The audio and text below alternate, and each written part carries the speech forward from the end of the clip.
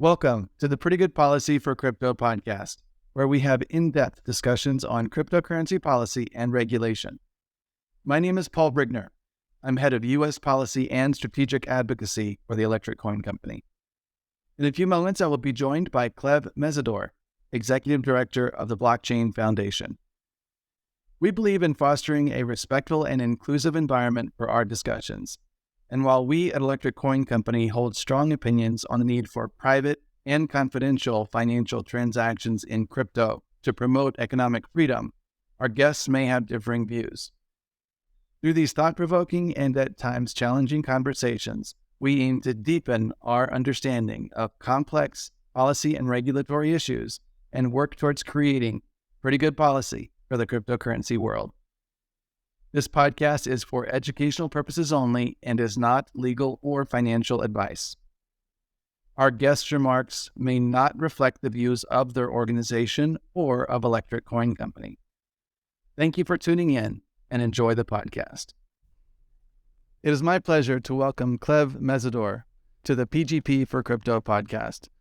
Clev is the Executive Director of the Blockchain Foundation, a 501c3 nonprofit focused on crypto education. She is also an advisor to the Blockchain Association. She's a Web3 expert and has been profiled on ABC, NPR, Washington Post, Time Magazine, and other media outlets. Clev is a mayoral appointee to the DC Innovation and Technology Inclusion Council and sits on the board of directors of the Value Technology Foundation and Crypto Connect. She previously served as an Obama presidential appointee and a senior staffer in Congress. Additionally, she is the author of The Clevolution: My Quest for Justice in Politics and Crypto. Clev earned a Master's of Arts degree from Howard University and started her career in broadcasting at CNN's Washington Bureau. It is my sincere pleasure to welcome you, Clev, to the PGP for Crypto podcast. Thank you, Paul. It's great to be here. I'm so glad you're here. You are just a hero in crypto for diversity and inclusion and for all that you do. I'm excited to be able to have our audience learn all about that and about you and your history and the exciting things you have planned in the near future. I'm looking forward to the conversation. First, I would like for you to tell us just what the foundation is a little bit more in depth, and then also tell us your vision for what the foundation is going to do in the future. Yeah, so this month in March, we actually marked the first anniversary of the Blockchain Foundation, which, as you mentioned, is a 501c3 nonprofit organization. We focus exclusively on education. I like to say while the industry is focused on adoption, we focus on accessibility. And our bent is on the fundamentals, introducing people to Web3, to blockchain, to cryptocurrency, to DeFi, but with an emphasis on public institutions, advocacy groups, nonprofits, those key organizations that have wide stakeholders that need to not just educate themselves, but start to put out content for their stakeholders. They are targets. So for Blockchain Foundation, our goal is actually to empower public institutions with trusted content from reputable sources in order for them to make informed choices about this thing. And when I say informed choices, I'm not talking about, what to buy, what to access, because we know this industry is vast, right? It is an ecosystem, a marketplace, in addition to, providing a new digital asset. So as you can see, I'm very passionate. I will say we are the sister entity to the Blockchain Association, although you do not have to be a Blockchain Association member to actually be part to partner with the Blockchain Foundation. One of our partners is Visa, in addition to the Blockchain Association. Interestingly, in 2018, when they created the association, they actually created the Blockchain Foundation. So the association is a C6, the foundation is a C3. And I've been working with the Blockchain Association since 2019. And in 2021, we recognized that we needed an arm where we could do this work and go deeper in terms of that whole advocacy, public institutions, engagement space. So I'm excited to lead it and excited to continue to work so closely with the industry to do this important piece that is the extension of how we actually mature the space and get it to a place where we can have the regulatory framework we need, but also the public confidence that's really crucial. I've heard you talk about developing a whole library of content, in fact, and I believe just recently you published a piece on financial literacy and the inclusion of digital assets in K through 12 education. Can you tell us a little bit more about that report and what you've done with it and how that fits into the bigger picture of developing a library of content? Yes. So for us at the foundation, education is crucial to risk mitigation. So as we look at how we approach education, we plan to release several white papers, research reports. Our inaugural one was released in January. It is our paper on financial literacy. But what we do is we make the case that financial literacy education, digital assets should be part of that, right? We should be preparing, everyday Americans, not just for traditional finance, but also for decentralized finance. We know there's a void in the nation. We know that it costs, illiteracy costs Americans quite a bit. And our paper actually focuses on the K-12 space. There's a trend right now where there are 17 states that actually mandate a personal financial literacy course to graduate. 17 is great, but it's not 50. Right? And right now, the curriculum across those 17 states is very different, and only one state includes digital assets. So for us, the reason education is important because we don't want YouTube to be anyone's first connection with digital assets or blockchain, right? We want to be, trusted spaces, reputable spaces where people can actually learn and engage. So that was the premise of the paper. We want mayors and governors to take the lead, but we want to put this education in places like K-12 schools. You mentioned the library. That is our signature project. We think it's going to take a few years. And the Virtual Digital Assets Library will be the first one-stop shop for the industry. We don't plan to create content. We're going to put an open call to content for the industry, but also for academia, for governments, for these, think tanks like Milken and others that are creating content. And we've actually engaged the American Library Association to see how they can be helpful in terms of helping us to build the right type of platform. And the American Library Association actually has a consortium of retired librarians we're going to tap to build this. Because again, we want this to be accessible to libraries, to other academic institutions. We want it to be a resource for the industry because that one-stop shop is important because I've been in this space for 6 years. I first learned about Bitcoin in 2013 while serving in the Obama administration. But we know there's a huge learning curve and we know it can be intimidating. So the more access points people have, the better. I just want to touch on something again that you said, just to make sure I heard it right. Did you say that there are only 15 states that require financial ed? Say that again. Just reiterate that. I think that's pretty important. No, it's extremely important. So right now, 17 states require a financial literacy course to graduate from high school. And why is that? Is because why is that? There are lots of advocates who have actually been working on this for decades. But what we saw probably over the last decades is young people going to school board meetings and they're saying, we need this education. We want it to be included in the curriculum. And states have been responding. Like Florida, I think, became the most recent states to actually mandate it at the high school level. We should be doing this at the junior high school level as well. But again, it is promising that 17 states require one financial literacy course at the high school level in order to graduate. But we need to codify this across all 50 states. But before we can do that, we have to standardize that education. Because while it's wonderful, that 17 students in 17 states will graduate from high school having a proficiency, so when they get to college and the first thing they offer them is a credit card, they'll have a basic understanding of how finance works. But we should be preparing the next generation across the board. It's funny, my 18-year-old, he just turned 18, so he just got his checking account, and he told me, I don't know how to write a check. And this is so important. Exactly. I just can't believe that they don't get more education in high school. It's only 17 states that are required to do this financial literacy education, and only one focuses on Georgia. digital assets. Well, it includes it in the curriculum. It includes seven or nine options of topics. And those courses actually are limited in that way. Some of them, you may only have how to, balance a checkbook. Some of them actually talk about estate planning. But when you look at young people now, especially in high school, and the challenges they will face, the core principle of balancing a checkbook is critical, right? How do you reconcile your balances? But we need to make that make sense for digital wallets, for, apps that people do finance on.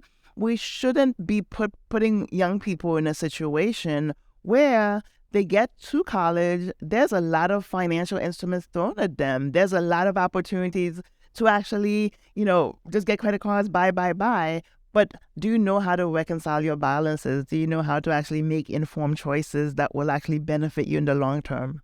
And then to have what is the future of finance included in that is so important. So I'm really glad you're focused on that. You mentioned you work with mayors around the country and other more local officials, and you actually have a position as a DC mayoral appointee, correct? Yeah. Can you tell us about that? And are you able to make progress through that position in DC on crypto education? Yeah, so Mayor Bowser in DC is a big proponent of innovation in tech. DC is actually quite a vibrant tech hub, and it's because of some of the investments the mayor has made. And so I'm part of the Tech Inclusion and Innovation Council.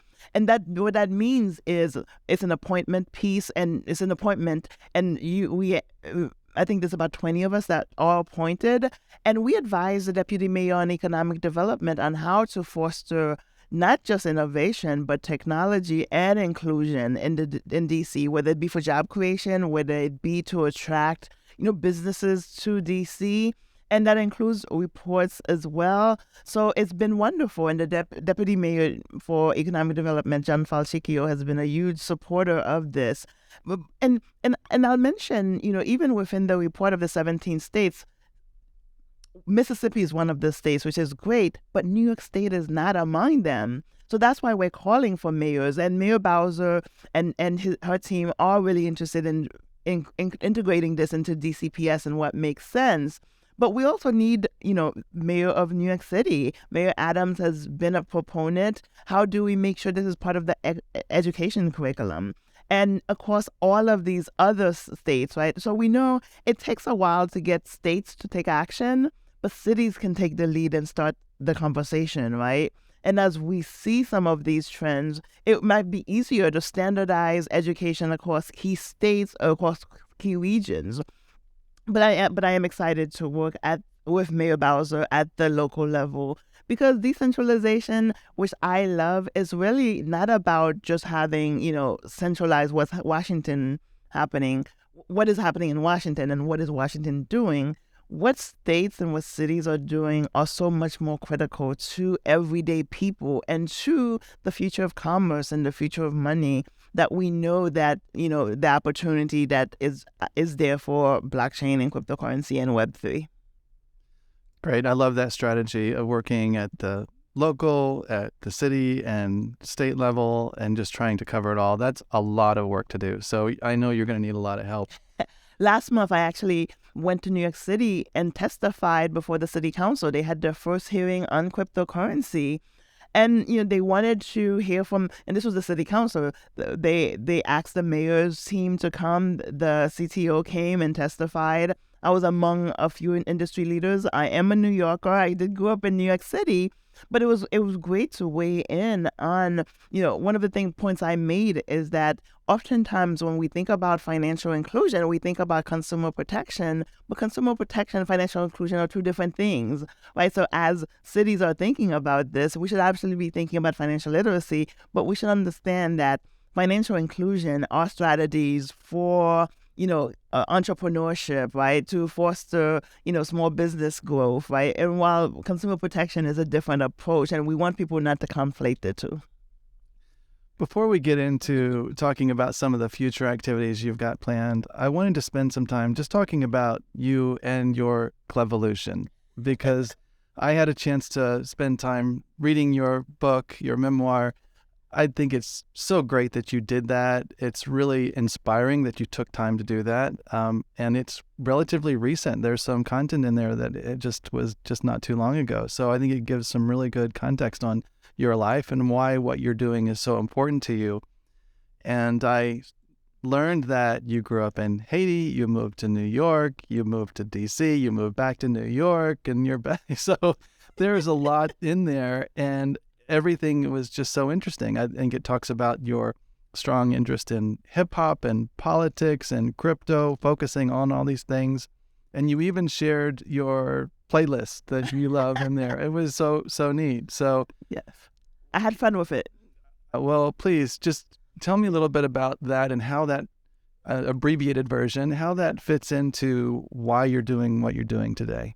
Yeah, yeah. Believe it or not, I did not come up with the Clevolution. A friend came up with it for me. And for him, it was really about, actually, it's them because it was a couple. Yeah, it was really about, for me, I focus a lot on revolution and evolution.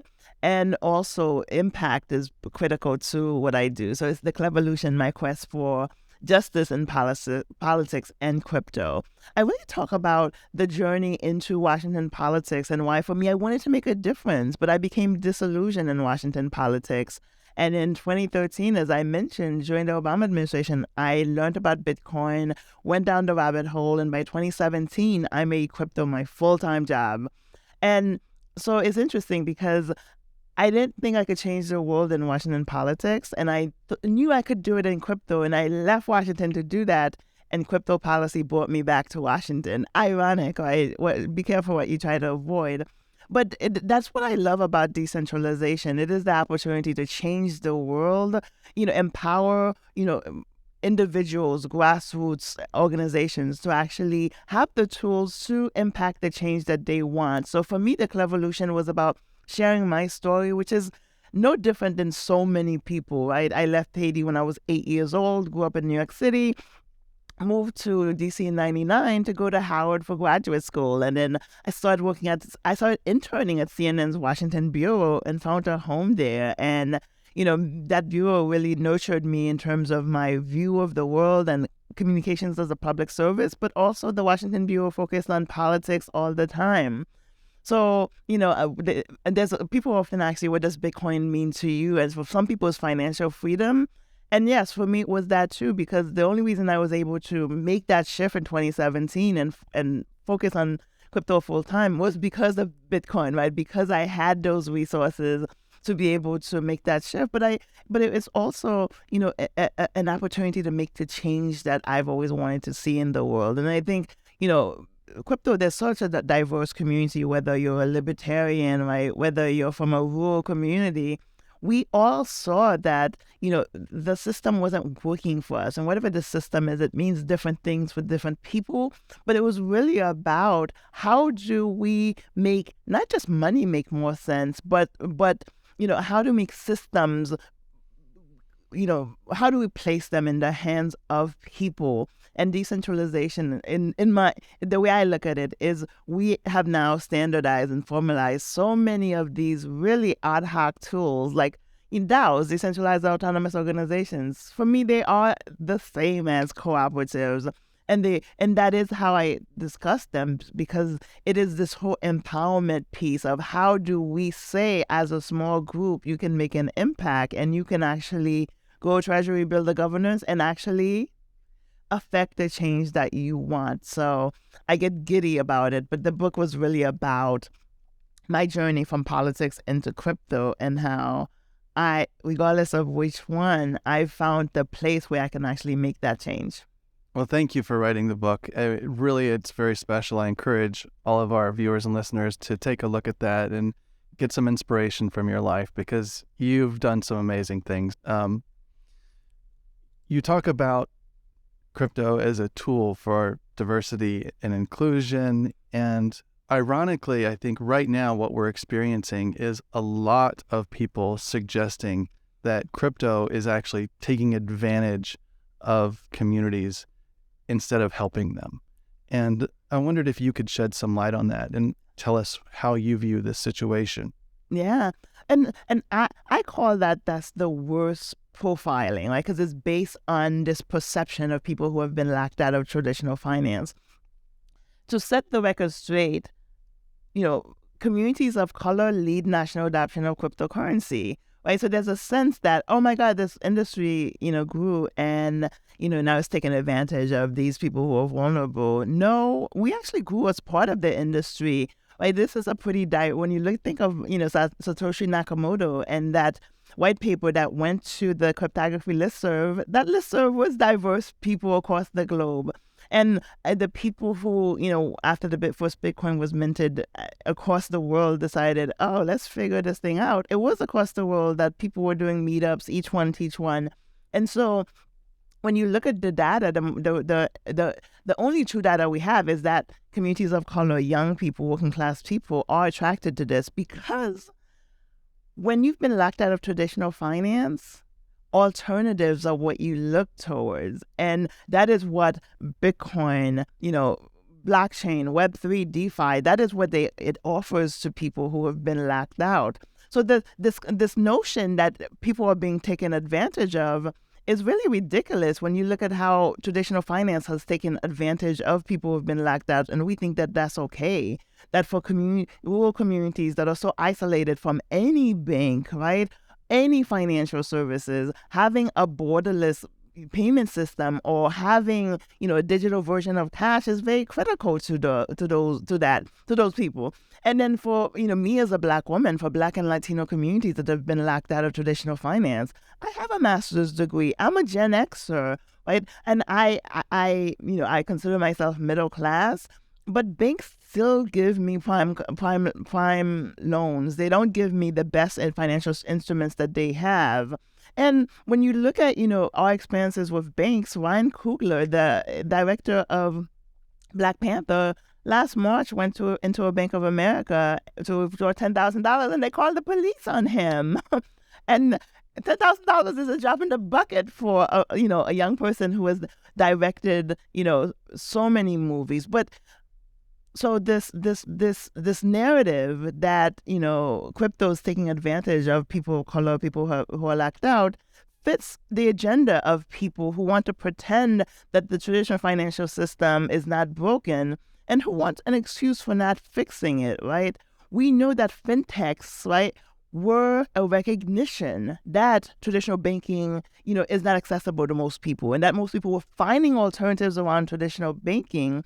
And now, instead of making sure that people have options, because the more options an individual has, the more inclusive money becomes, instead of making sure they have all of the options so that they can make decisions, we have policymakers, we have some of these advocacy groups saying, no, this is taking advantage of them. Well, people have agency, and communities of color, young people have spoken as the earliest adopters of cryptocurrency, as people who are really using the technology to solve problems, right? To actually empower and build equity.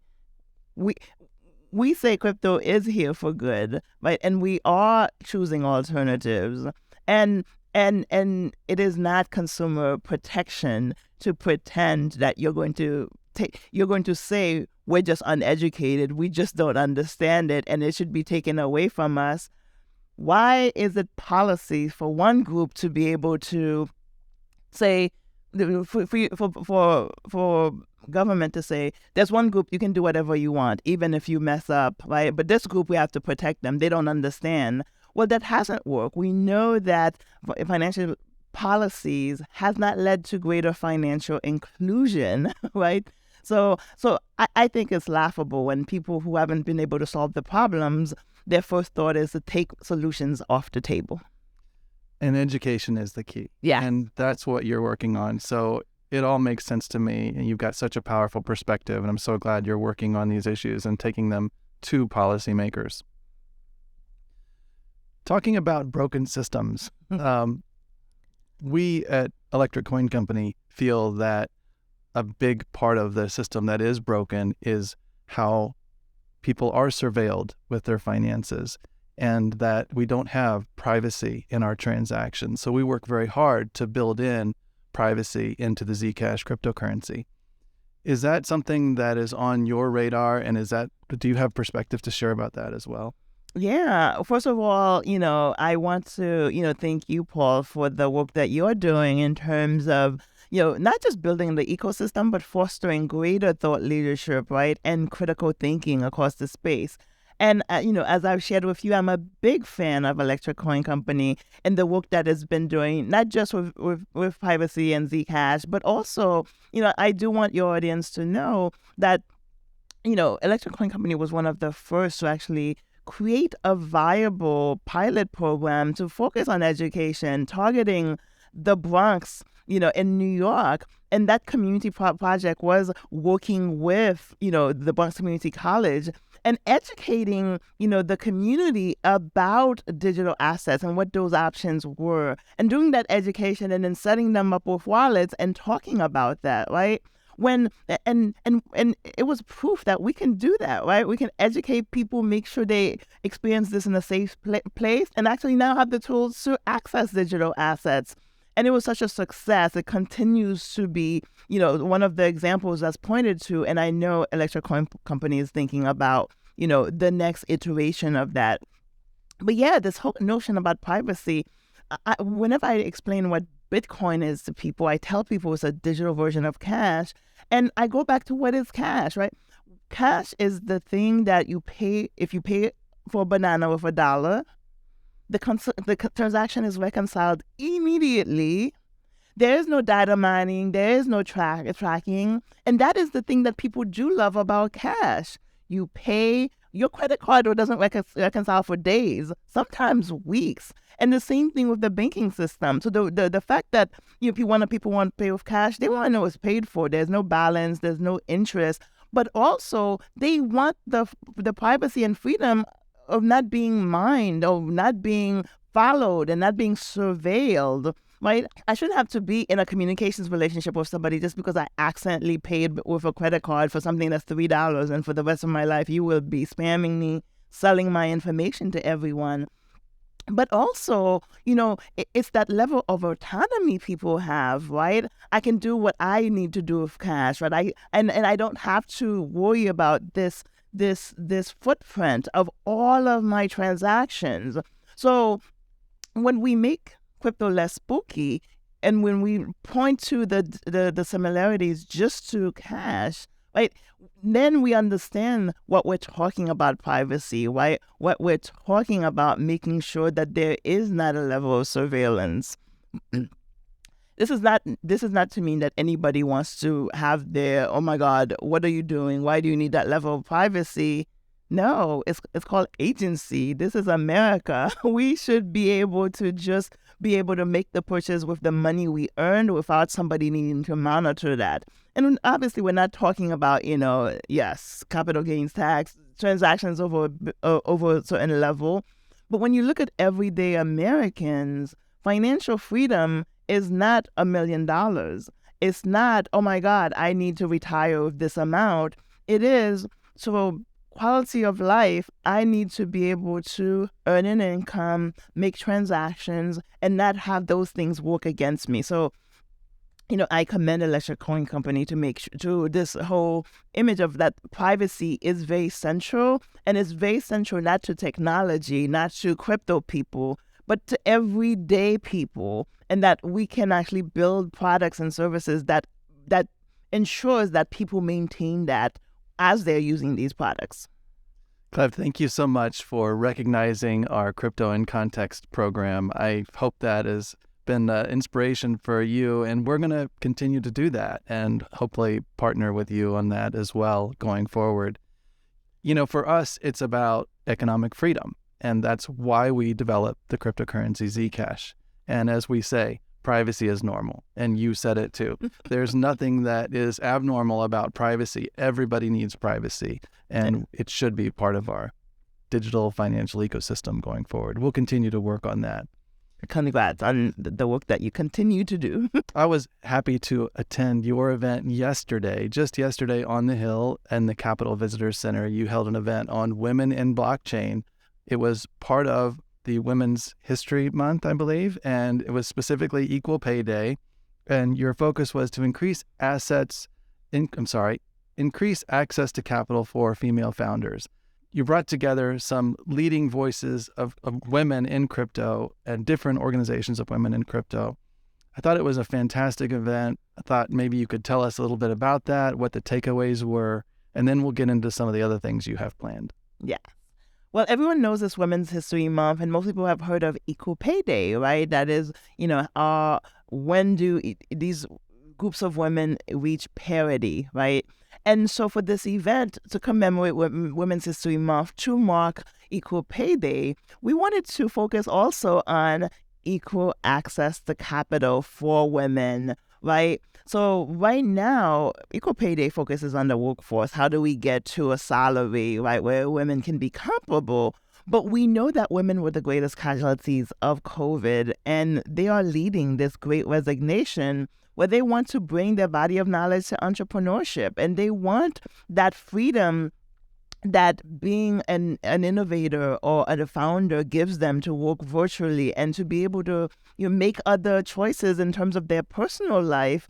And so we need to be thinking about options for women outside of the workforce. And the data shows women are a critical part of the whole small business and entrepreneurship ecosystem that's very important to America's economy. So yesterday when we did the event, we also wanted to focus on the various women's groups that exist in crypto. Women have a deep bench in crypto. In Washington, the majority of the organizations leading public policy for crypto are led by women. Kristen Smith of the Blockchain Association, who's on our board of the foundation, but also, women have been organizing within crypto since 2016. Tessie Moraine, who, spoke yesterday, she created Women in Blockchain in 2016.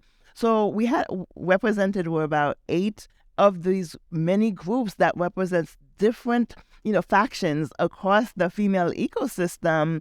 And the reason we need so many groups is because that is the deep bench women have. While women do not get the VC money so that their projects can scale, they are building across the ecosystem and they're solving problems. So, oh my God, it was such a privilege to have all these dynamic women who are diverse, inclusive, who are doing amazing work.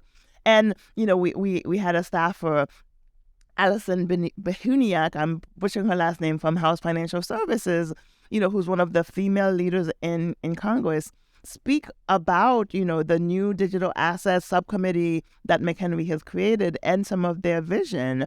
And I have to say, Congressman Warren Davidson, who's been a true champion of the work we've been doing on women in blockchain since 2019, his office helped us to be hosted in Congress, to have a room, to have all of the stuff we need to do. We needed to actually do the event. So, it was for a lot of the women who are not in Washington, who policy is not, their focus. This was the opportunity to share their story, but also be seen. Oftentimes, people see, crypto's journey or crypto's narrative or even crypto in these small, narrow lenses. And for us at the foundation, and the Blockchain Foundation sponsored the event, we want to create spaces where people can see so many other aspects of the ecosystem other than just where store value is being discussed or where we're discussing, the future of money. So it was very exciting, and the feedback has been great. And we will be doing some more things. I know we're going to shift to what's next, what's ahead. Yeah, please go ahead. Tell us. I know you have something coming up on the Hill again in the very near future. Yeah, so April is Financial Literacy Month. So obviously, in terms of this whole focus for us on education, Financial Literacy Month every year will be where we do our big conference. And just people should know that there's a financial literacy and education commission at the federal level that actually is where most of the regulatory bodies that have oversight over crypto, they are part of this thing called FLEC, Financial Literacy and Education Commission. And the commission's focus is on education. So every year, starting April 11th of this year, we will be hosting an education conference in Washington, D.C., targeting Washington staffers, but also the industry, but also academia. D.C., Maryland, Virginia, the DMV is a big college town. So we're excited about that. Even on April 11th, will be an all-day conference.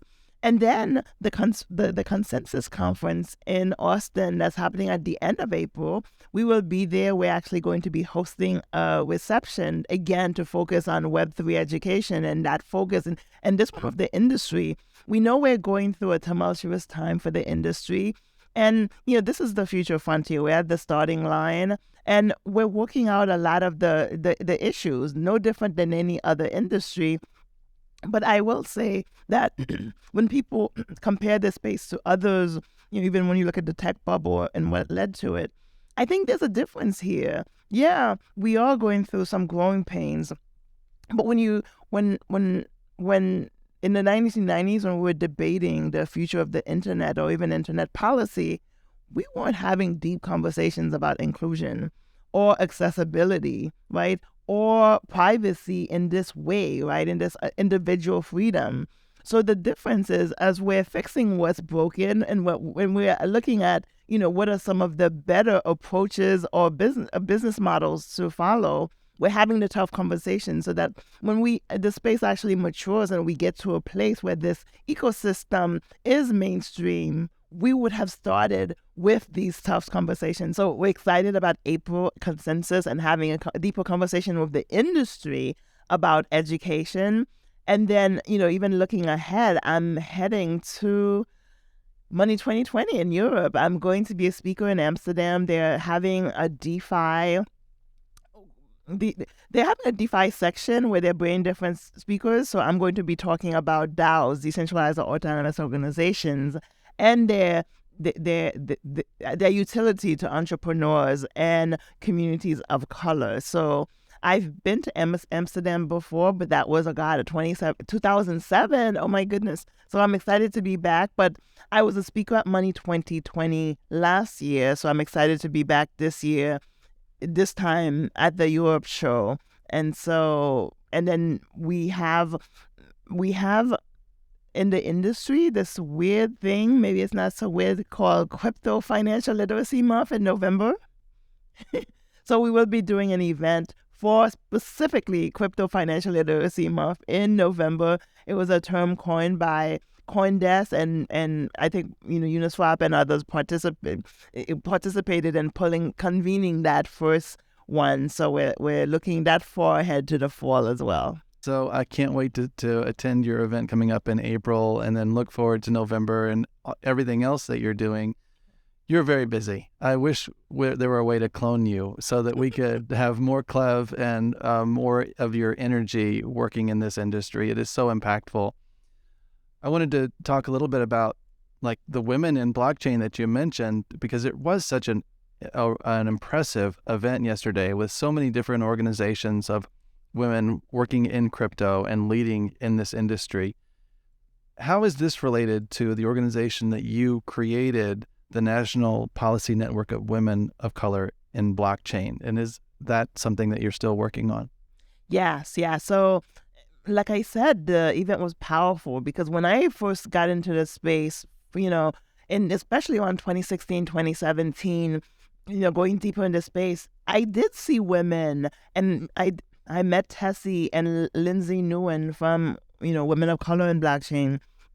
And, even though it wasn't, the vibrant, affluent communities, but it was great to see women building, and they created a pathway for me.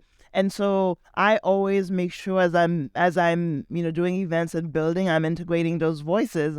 But as I got deeper into crypto, I recognized there was a need at the intersection of public policy and gender inclusion. And Washington is as you mentioned at the beginning, I worked in Congress, worked in the Obama administration. So I created the National Policy Network of Women of Color in Blockchain specifically to focus on policy. It was really on that piece of policy, recognizing that when I came back to Washington in 2018 to do more of the public policy stuff, I had a hard time convincing people that there were other women in this space other than me, right? There was this thing like, really, Clev? And so we started this thing called a Congressional Briefing of Women of Color in Blockchain, which was bringing a delegation of women to Washington during that show and tell to say, You see, they do exist. But they're not just in California and New York, right? Or in Austin. They're across the country. And in 2019, the Black Chain Association was our first sponsor for the National Policy Network of Women of Color. We brought a delegation of 25 women to Washington for the show and tell. We had 5 members of Congress, attend that event, including French Hill, including, Darren Soto. Oh, and it was amazing for the women. And I can tell you that group of 25 continues to be, close today, have supported each other's projects. So one of them has sold their company. One of them became president of her company. And we've been doing it, obviously, because of COVID. We didn't do it in 2020. So we continue to build that network. So for National Policy Network of Women of Color, that is our signature event. We do it in the fall to bring women, a delegation of women to Washington. But we also partner and collaborate with other women. So right now at the MGM Grand at the end of March, there's going to be an international women in blockchain conference in Maryland, where a lot of us will converge and be there as well. So women have a deep bench in crypto, but women have to find spaces for them. And so for the National Policy Network of Women of Color, it's really about how do we be that conduit for all of the women doing amazing things. At least one time out of the year, find a way for 3 days. We're bringing them to Washington. We've been able to cover their travel and accommodate in a hotel just to make sure that is not a barrier to get them here. And then to connect them with staffers and members of Congress, and for them to do that level of thought leadership as well. You're involved in so many just important and powerful initiatives. You said that your motivation for bringing the organization together was policy and helping to promote good policy in the space. What challenges do you see? We've talked about some already, but what challenges do you see for adoption and regulation of digital assets and cryptocurrencies? Yeah. Interestingly, one of the biggest challenges to getting a smart regulatory and policy framework for crypto in Washington specifically has been financial inclusion. As an industry, we haven't really been able to break through that narrative, right? And so we have, that has continued to be a sticking point for, whether it be regulators or, members of Congress. It is, tell me more about this financial inclusion. And, for the audience, it's not a question of people in policymakers or Washington officials don't understand blockchain. There's a lot of that. But, the issue is not the utility of, crypto. It is because, Washington remembers when payday lenders came and said, we were going to solve the financial inclusion issue, right? They remember as the conversation about the internet being decentralized, right? And it was going to lead to, economic freedom. And we know today that payday lenders are very predatory. We know that the internet is concentrated in the hands of very few of the wealthiest. So I think there's a concern about, yeah, we hear the case, but we don't trust it, right? So I think, a big barrier to public policy, to real policy, is as an industry, we have to figure out to break through that whole financial inclusion, and take it beyond a narrative to real action items. And I think they exist. Financial inclusion in the way that policymakers are looking for it is happening at the micro level. When you look across the country and how women, innovators of color are leveraging technology, if we shift from what some of our big companies are doing, right? So what are some of the big projects, right? Yes, the classification of a commodity versus a security, very important, right? A spot ETF versus a Bitcoin ETF, extremely important. But the micro projects that are happening in communities that are really tackling inequities, we need to also put a lens on them. We need to make sure, just as we do with the National Policy Network of Women of Color, we need as an industry to bring those projects to Washington and bring those stakeholders who are building them to share why they're doing that, right? And because we're never going to get anywhere on this issue because the counter argument is always consumer protection. But we know, financial policy, when they talk about financial consumer protection, they think about disclosures, disclosures that no one read, disclosures that you can find loopholes around. Right. So first and foremost, it is financial inclusion, how we actually make that case better and show that financial inclusion and consumer protection are very different, and that consumer protection is something that as an industry we do care about, right? And here are the ways that that plays out. But I would also say, the arc of legislation in Washington is long. Having worked in Congress, having worked, in the Obama administration, I think the industry has to define success differently and recognize that we're going to have to approach this a little differently. When we look at Roe v. Wade and how that decision was reversed, that has sparked people to think, what was that decision? We've always assumed it was about reproductive rights, right? But Roe v. Wade was not about reproductive rights. It was about privacy, right? So that means back then, the only way to give women the freedom for reproductive rights was to make a privacy argument.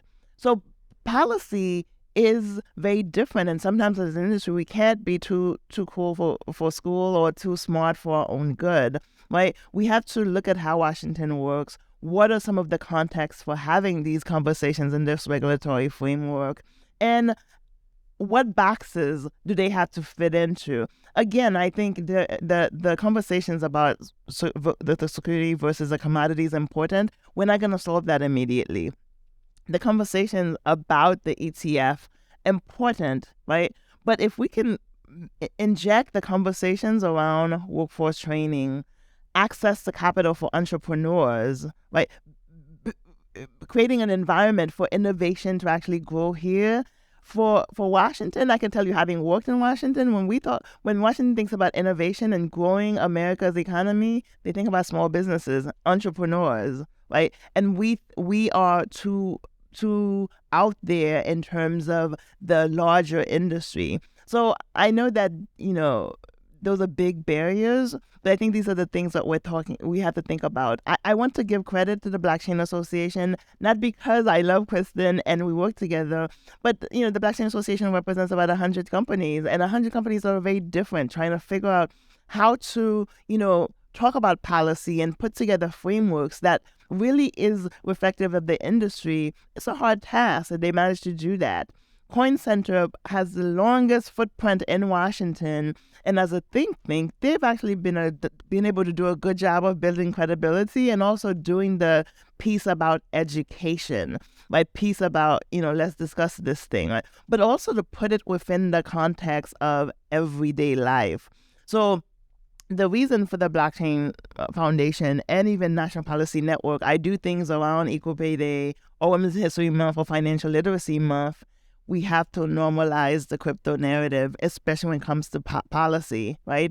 If Financial Literacy Month is a national mandate, we need to be part of those conversations, and we need to connect with the policymakers and the officials who are leading those conversations. Demystifying crypto sounds like, a huge lift, but if we can put this conversation in normal, everyday activities and key milestones, I think that will help us a lot.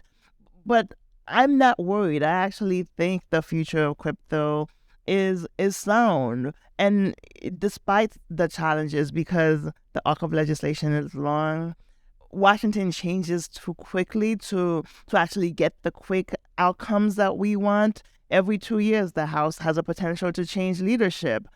Every 4 years, there's a presidential election, right? So right now, the work that we're doing to generate champions, educate, the last thing I'll say is we need to go beyond committees of jurisdiction. Yes, we still have a lot of work to do with House Financial Services and Senate Banking, right? The work that we've done with House Ag and Senate Ag is great, right? We're working with the Energy and Commerce committees more.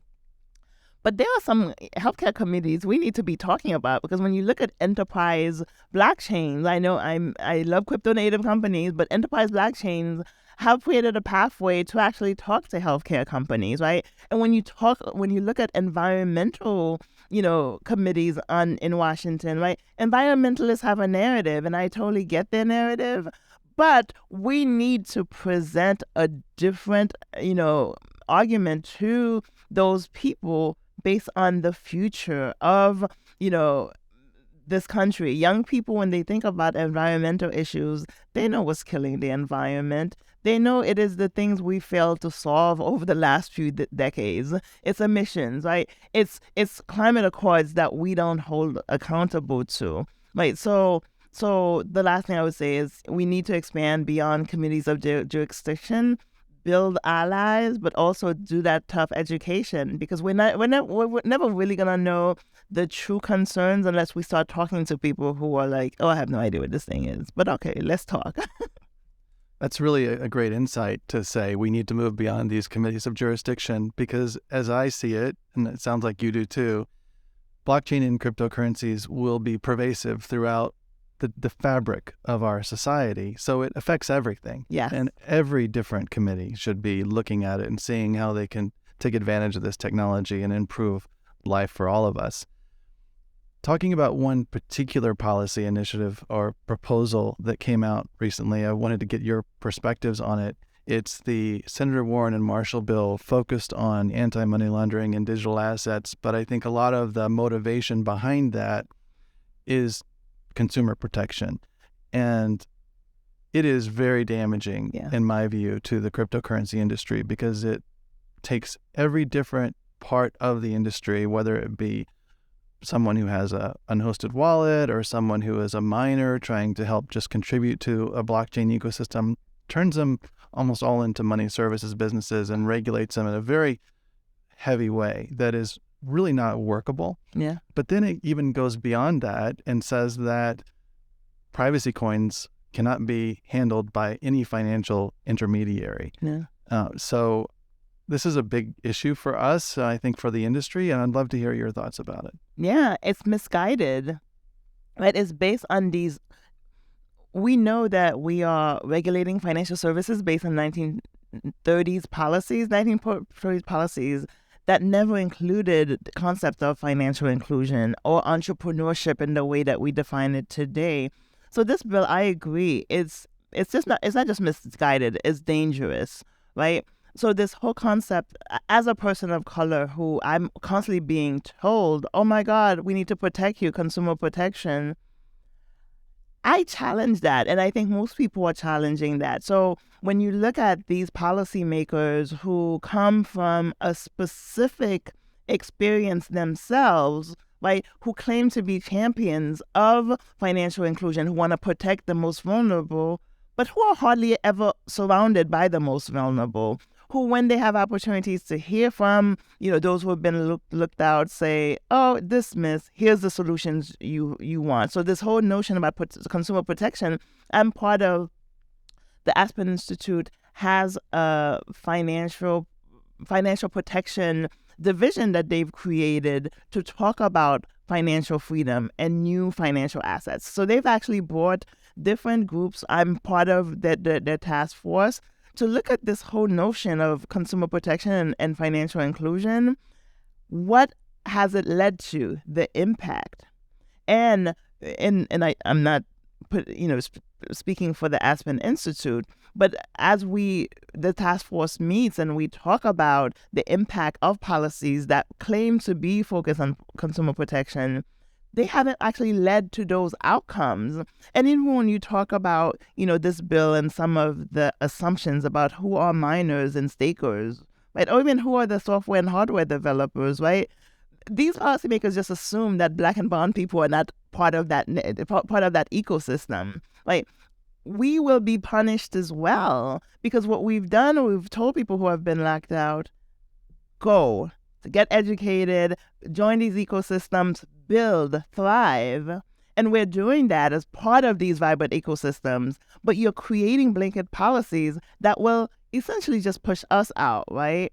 Because when you look at, similarly with the Biden infrastructure law, that expansion of the definition of broker to include miners and stakers and software and hardware developers that became law, hello, What do you think people of color, those innovators of color who are at Eve Denver, right, who are building, products and services and wallets, and what do you think we're doing? Are we invisible to policymakers? So, Senator Warren, I would encourage her to actually speak to real constituents. I think her purview is often around,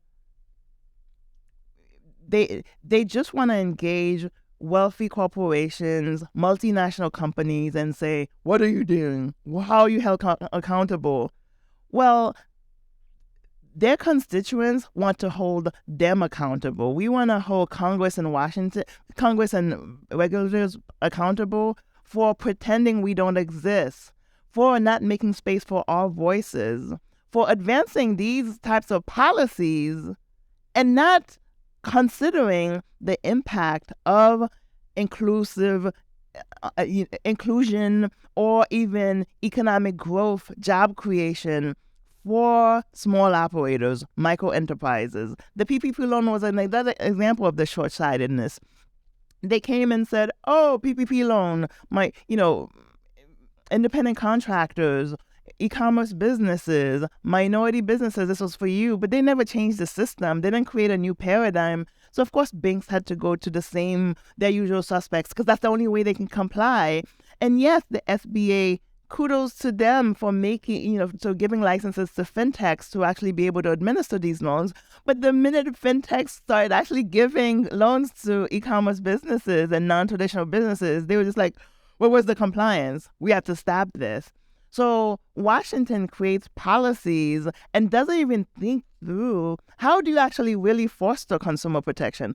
Do you know that the only successful consumer protection policy I see in Washington is the SEC accredited investor rule, right? They provide the greatest guardrails to millionaires. The accredited investors are so protected and are guaranteed to build wealth, but you have to be the most wealthy to even become an accredited investor, upward of $200K, and they're trying to increase that limit, right? So when Washington thinks that they're being, oh my goodness, sweeping and tough on industry, well, they should know when Washington and large corporations fight, the casualties of war are entrepreneurs, are the people who've been locked out, are communities of color, are working class people. And we say enough. So I'm actually not even that worried about that bill, because I do think that, Senator Warren, she tends to be very provocative in the way that she approaches legislation. She tends to want to make a splash, and we need her to be a bit more thoughtful about how you actually foster entrepreneurship, how you actually help families get a piece of their American dream, how you actually go back the middle class. And it's not by pretending the only people who exist are wealthy corporations that you actually have to prove that you're against. We get it. So start focusing on everyday Americans and their needs. So powerful. And I can just feel the energy and fight in you. And I'm so glad you're going to continue that, I know.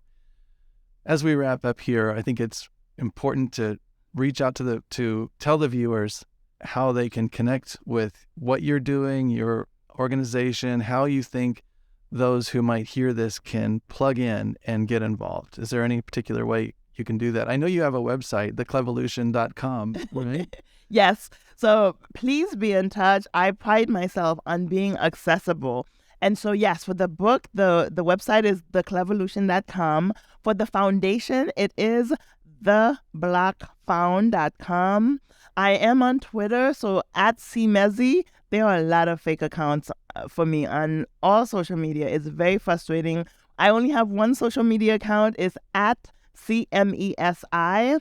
And also, I pride myself on hosting a lot of events, and they're always public and they're always free, because we want to make sure that they're accessible to folks. So please reach out on Twitter. Please reach out on any of the websites.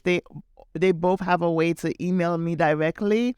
and I get those emails. I eventually they do get to me very quickly, and I actually do respond. So I'm excited to continue this work, and even for the industry, our work is really to help be a bridge for the industry to public institutions, to advocacy groups.